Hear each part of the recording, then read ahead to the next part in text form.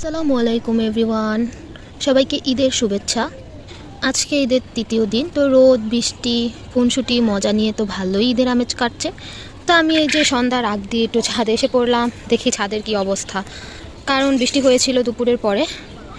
আর কালকের একটা ভিডিওতে তো দেখতেই পেয়েছিলেন আমাদের ড্রাগন ফলের একটা ফুলের পরাগায়ন করে দিলাম। এই যে আমার কারিপাতা গাছ বৃষ্টি পেয়ে একেবারে সুন্দর, মানে হেসে খেলে নতুন নতুন পাতা ছড়াচ্ছে। এটা হচ্ছে পাণ্ডব জবা, প্রত্যেকটা ডালের মাথায় মাথায় হচ্ছে কলি। ভালোই লাগে এই ফুলগুলা।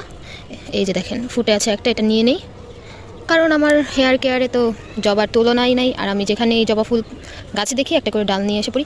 আর এই জবা ফুলগুলো আসলে অন্যান্য নর্মাল ঝুমকো জবার থেকে অনেক বড় হয়, আর এটা একটা দিয়েই পুরো হেয়ার প্যাক তৈরি করে ফেলা যায়। তো কথা বলতে বলতে ড্রাগন গাছের সামনে এই যে এটা কালকে পরাগায়ন করেছি, এটার ফলের প্রসেসিংও শুরু হয়ে গেছে, আপনারা দেখতেই পাচ্ছেন। এটাকে কোথাও একটু রাখি, মানে রেখে তারপরে দেখাই দাঁড়ান। আর এই যেগুলো হচ্ছে বাকিগুলা, একটা দুইটা তিনটা, আরেকটার এই যে ফল বড় হচ্ছে, এটা অনেক আগে পরাগায়ন করে দেওয়া হয়েছিল। তো আজকে এই তিনটা, আরেক পাশে আছে আরেকটা, ওইটাও দেখাবো। এই তিনটা আজকে পরাগায়ন করব, তখন অবশ্যই ভিডিও করব। ভিডিও ছাড়া কি হয়। আর এই যেটা ফলের ভালোই লাগে, প্রতি বছর কম বেশি করে ভালোই ফল দেয় আমাদের এই গাছটা। গত বছর এটা নষ্ট হয়ে যাচ্ছিল, মানে খেয়াল না করার কারণে শিকড় পচে গিয়েছিল, পর গাছটা মরে যাচ্ছিল। তারপরে কোনোভাবে এই যে প্রসেসিং করে গাছটা আবারও ঠিক করা, এখন গাছটা আলহামদুলিল্লাহ অনেক ফুল দিচ্ছে। এইবার এই গাছে একবারে, মানে প্রথমবার তো ফল এসেছিল একটা, ওটা তো খেলামই এই যে এখানে।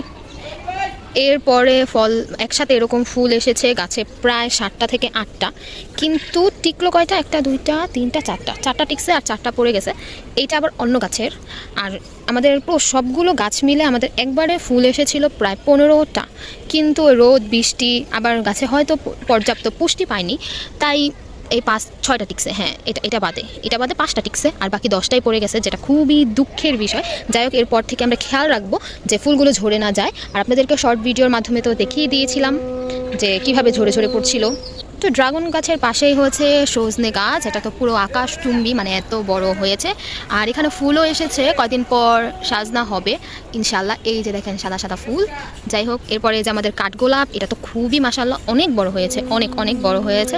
আর পাশে হচ্ছে ডালিম গাছ, এই যে ডালিম হয়ে আছে। এটা হচ্ছে দেশি ডালিম, মানে বেশি বড় হয় না, কিন্তু এটা খেতে খুবই মিষ্টি হয়।